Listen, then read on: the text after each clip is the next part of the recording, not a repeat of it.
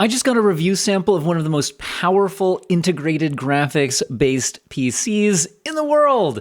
And so I figured naturally let's try it in gaming against the worst optimized game. And one thing I'm noticing is this thing compiles shaders insanely fast, because it's important to note that this doesn't just have a beefy integrated GPU with the Radeon 8060S, which is 40 compute units, but this also actually has a 16-core, 32-thread CPU and 96 gigabytes of memory in the configuration I've got here, with 32 gigabytes of that dedicated to VRAM usage for the integrated graphics, and another 64 available for the system.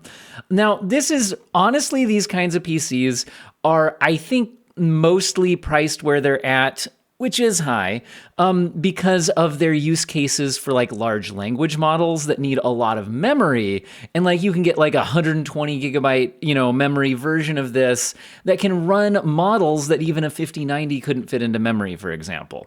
But of course, I'm going to play games on it because I don't really do AI stuff. And if you ship me something interesting right when a super interestingly unoptimized game comes out, you bet we're testing this thing. Now, let's go ahead and try this out. Now, 4K is probably not the way to go here. So maybe we need to lower the rendering resolution. So to do that, we need to drop into full screen. Why don't we try out 1440p. By the way, so first we're going to do some just kind of gameplay testing and see how things go, but I do also want to run some side-by-side benchmarks to see how this does against like more dedicated graphics-based systems. So anyway, let's set this thing to 1440p. Let's run the auto detect. It looks like it went to low by default. No, actually auto detect seems to be going up to high, using TSR performance mode. Interesting. So, all right. I mean, that's fairly high settings by default. Interested in how it will end up performing in this case. So yeah, let's go ahead and test things out. All right, restarted the game for best practices after a graphics change, especially in this game. And here we are running around, well, let's get some averages, around 60 frames per second. Now, there was a stutter right there, but as I've shown in other testing of this game, this is just a very stuttery game. There's shader compilation all over the place until you've played through and kind of seen all of the shaders get compiled already. So that's just going to be an unfortunate fact of playing this game. Now, we are getting, averaging in the mid-50s. Again, it's TSR performance mode. So this is not currently a native 1440p resolution. But guys, this is integrated graphics, and we are on the high preset. So I am having a strong initial first impression of this game. I don't like this gun much. Again, all these big stutters on the frame time graph, I saw those on other systems as well, where this is just a very, very shader compilation-y sort of situation. Now, yeah, I mean, this is very, very playable. Integrated graphics in the one of the most demanding games ever made. Kind of interesting. Like, I mean, like to the point where even the 5090 is turning down graphic settings in this game to get good performance. So very, very interesting. Okay, let's go ahead and play a little bit more, but perhaps we should change graphic settings a little bit as we're doing it. So that is with TSR performance mode. Now we could go to FSR instead. Now, unfortunately, this isn't an RDNA 4-based GPU in this thing, so I don't think we have FSR 4 support. So it's going to be older versions of FSR. That being said, we could go ahead and test out the performance here and run around and see how that goes. So, looks like we have Supposed to be going over there. So apparently I didn't finish whatever I was supposed to do over there. Too bad. Let's see if the game just lets me run off and do my own thing anyway for benchmarking purposes. All right, we've got a pack of wild beasts. Looks like performance overall here is pretty similar. Yeah, it's getting kind of upper 50s to low 60s, depending on what exactly is happening on screen, currently averaging about 58. And you know, there's a lot of foliage here and stuff, so yeah, interesting. Very, very playable. I'm not a huge fan of this gun right now, though. I'm gonna be honest. I think I get 3 shots before I have to reload, so there is that. But that is not the fault of the mini PC. Okay, interestingly playable. But I think that I'm curious how this would be doing without upscaling at these high settings. I'm guessing not nearly as good, or maybe less aggressive upscaling. So let's go down to like FSR quality and see how far performance takes a hit. So looks like we're down at like mid 40s or so now. It is what it is, guys. This game, like I said, this thing struggles to run at native resolution, even on extremely powerful, dedicated graphics. So I'm still pretty impressed at what we're getting so far. And then let's actually go all the way to native resolution. We'll disable, disable all the upscaling. So let's go ahead and do that. And we are now below 30 FPS. However, like I said, this is native resolution high settings, which a lot of very powerful systems do struggle with in this game. Now, what if we wanted to test out 1080p native resolution at these high settings? And then I think it'll be worth looking into lower graphics settings for comparison purposes. So let's try out 1080p native resolution, but the high preset. And looks fairly playable around 40 or so. Again, I'd be probably chasing higher performance for, you know, I think it'd be worth it. So again, either turning down graphics settings or lowering the rendering resolution with upscaling a bit more. But certainly able to play the game, at least. And it is integrated graphics, which is pretty interesting. I think most integrated graphics would be getting absolutely hammered to the point of unplayability here. Let's go FSR quality on the high settings at 1080p before we try shifting some settings a bit here. Okay, we are now over 60 frames per second. Getting fewer of the shader compilation setters too, again, as we've encountered more stuff. Looks like we're into the mid-50s here. Again, it's helpful that this has a very powerful CPU in it as well. Since I've shown this game can be very demanding on the CPU, in addition to being incredibly demanding on the GPU. Yeah, kind of mid-50s here in a combat situation. And this might be a good place. Well, should I finish it out? There we go. I was going to say to change graphics settings. I think we'll actually go ahead and do that. So what I'd like to do now is look at what if we were playing at the low graphics settings, and then we try out, I'll restart the game for best practice here, and then we will get some benchmarks at the low graphics settings. I've restarted the game, and our current graphics settings are low preset FSR performance mode. So we're going with upscaling, trying to get the most performant setup that we can here. And we're on a 1440p output, so I could still drop to 1080p for the output resolution. Let's go ahead and see what we get. Let me, oh, I just threw down my weapons because of my hotkey for my benchmarking thing. I keep forgetting about that in this game. Well, apparently I switched to my other gun here. Not sure if I like that better or not, but whatever. Okay, looks like we're kind of in the mid-70s or so. So that's interesting. And, oh, it's kind of a 3-round burst sort of gun, isn't it? I'm not sure if I like it better than the other one, but at least it has more than 3 bullets before it has to reload, so at least there is that. I really haven't set my mouse sensitivity properly for this game, so don't judge my aim, okay? This is a benchmark. It's a benchmark, guys. Not a benchmark of my aim abilities. Okay. Yeah, kind of mid-70s through that fight. So completely playable. And I think that is pretty interesting. Again, integrated graphics in probably the least optimized game out there that I've tested, at least. I'll put that caveat on there. Let's see. We could drop down to a 1080p output, or we could try actually going less upscaling. So what if we actually go to like balanced mode upscaling? We might also increase the quality here in a second. So we're gonna kick that on. So performance should go down a little bit, but the graphics should look a little bit sharper, a little bit less of the FSR blurriness and pixelation as it upscales the image. So there's that. Yeah, kind of averaging mid-60s now in the same sort of area. Can I blow that thing up? Yeah.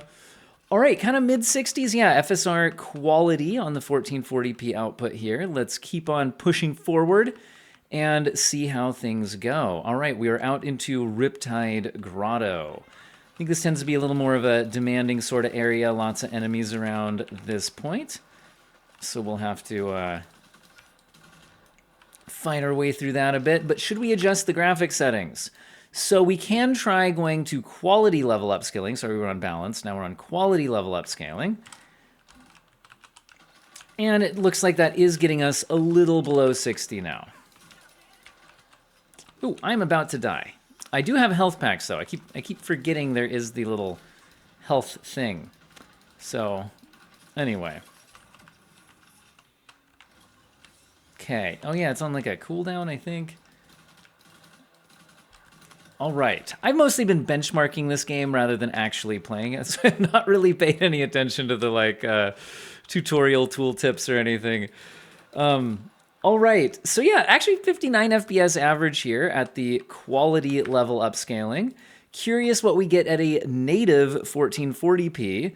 Again, this game does not run well at native resolution on pretty much any hardware, so we'll see how this goes. Yeah, sure enough, we are dipping into the 30s in this case, so definitely a game where you're going to be wanting to upscale, especially if you're on you know, a higher than a 1080p display, but honestly, even on 1080p displays.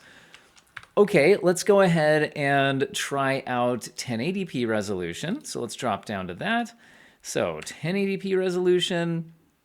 And then, like I said, we can get some side-by-side footage to get an idea how the performance stacks up against some like desktop graphics cards and such. Anyway, low settings, native resolution, 1080p output. Let's give that a shot.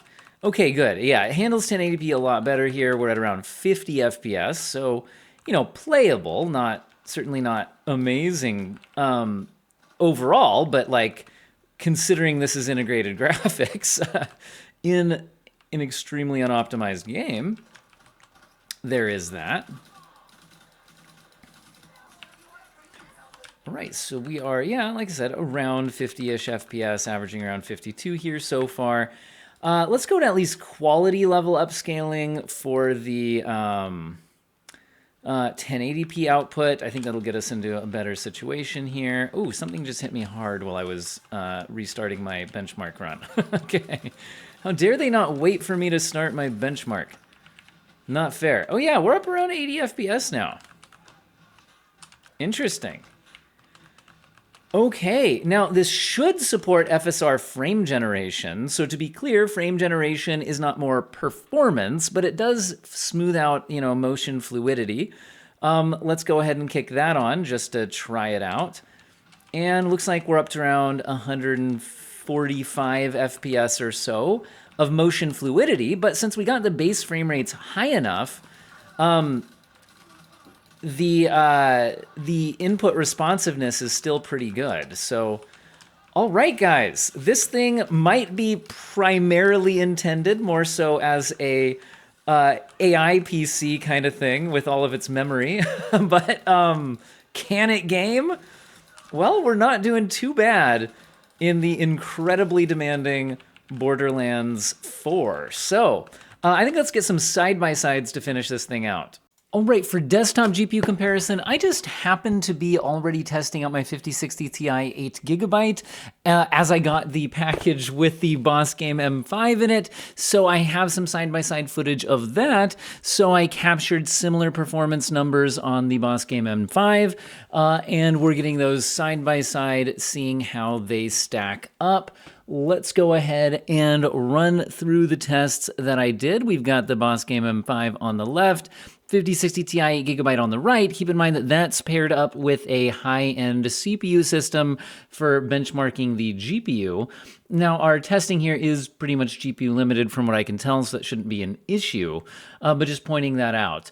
Also, do you feel like the textures loaded in better here than they did here? Keep in mind on the VRAM, because, well, let's just run the benchmarks and see what we see.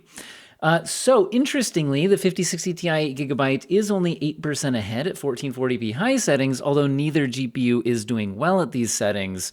But again, the 5060 Ti is like well, it was $380 MSRP. They were initially more than that, but are now a little bit lower. But that's an expensive brand new generation graphics card. And again, the high settings in this game is actually the middle preset. It goes up 2 notches past that and 2 below. So anyway, like I said, Borderlands 4, not the most optimized game. If we do kick on balanced level upscaling on the high preset, then actually the BOSGAME M5 with its 8060S GPU, which is the GPU inside of it, so if you're looking at the relative performance numbers, that's what I labeled it up there, we're actually seeing it take a 4% lead, although image quality doesn't look as good since it's stuck on the older version of FSR, so I do see a lot more flicker and aliasing and pixelation and blur than I do on the newer DLSS upscaling. But interesting that the performance numbers are so close. However, when I switched over to the low preset, the 5060 Ti now took a huge lead by 51% at 56 FPS versus 37 at 1440p native low settings. So what do I think is going on here? Well, now I think we're actually fitting within the 8GB VRAM buffer on the 5060 Ti 8GB. So I think this is more like the actual just raw performance difference when VRAM doesn't become an issue. But one of the cool things about the integrated graphics system is that, you know, we got 32 gigabytes dedicated to VRAM. Now, it's not as fast as the GDDR7 and a 5060 Ti 8GB, but anyway, it's kind of interesting. Now, when I kick on FSR3 and DLSS4 to the balance settings, the 5060 Ti's lead drops to 39%, but it is still significant at 100 FPS versus 72, and the 1% lows are taking a 45% lead at 84 versus 58.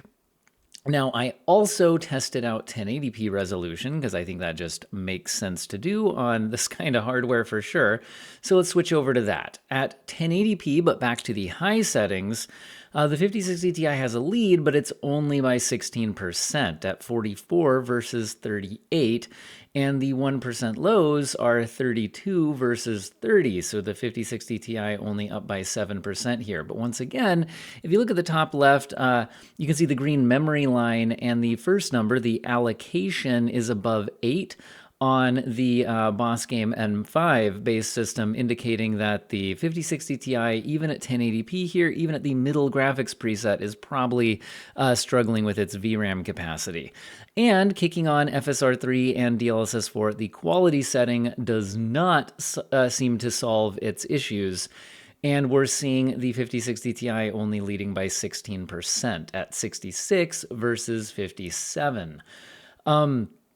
So again, 16% lead for the 5060 Ti, although the image quality is a lot better, again, with DLSS4 transformer model upscaling, a lot less shimmer in the grass and pixelation on movement, just overall looks sharper. So there's that.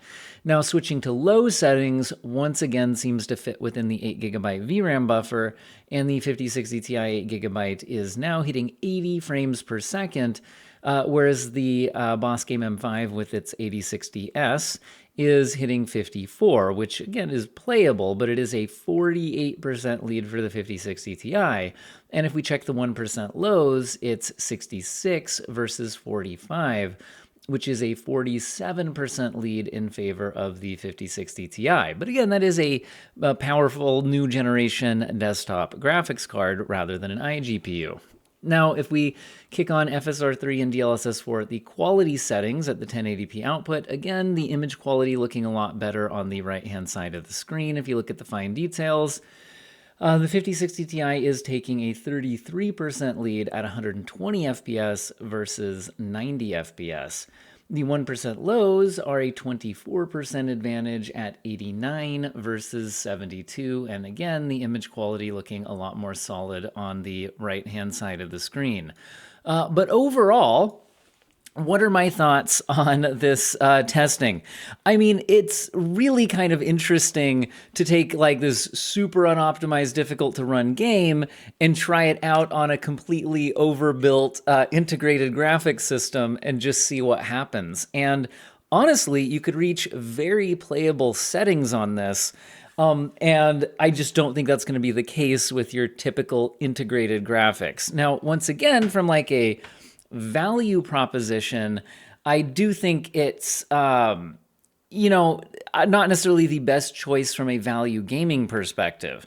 However, where I think it starts to make more sense is as, like I said, taking advantage of these gigantic VRAM capacity numbers, because, well, system RAM being used as VRAM, when you could run big, large language models, etc. Again, I'm not super into the AI situation. I just know that there are certain models that it's fine if they run slower, but if they can't run at all, that's a problem. And you need a certain amount of RAM to be able to run them. And this is kind of an interesting setup for that. And the fact that it actually puts out pretty interesting gaming numbers and is usable for that, I think, again, that's what's more interesting to me on the channel. But yeah, so anyway, you could get a little gaming in on what I think makes the most sense as some kind of productivity, memory-focused GPU build. Anyway, I think it's kind of cool. Like I said, I did receive this as a free review sample, although this was not a sponsored video in the sense that they did not pay me any money and they have zero editorial control over what I'm saying here. And I'm not using a sponsored or affiliate link in the video description or anything like that, although I will include a link to the product. To be clear, I get absolutely nothing from that monetarily. This was a review sample, and that is it. Anyway, hope you guys found the video fun. I just, like I said, got the sample right when we were getting Borderlands 4 performance questions all over the place, and just thought, hey, let's see what happens with the biggest integrated graphics versus the worst optimized game. And hey, it was at least playable and was an interesting matchup, I thought. I hope all of you have an excellent day.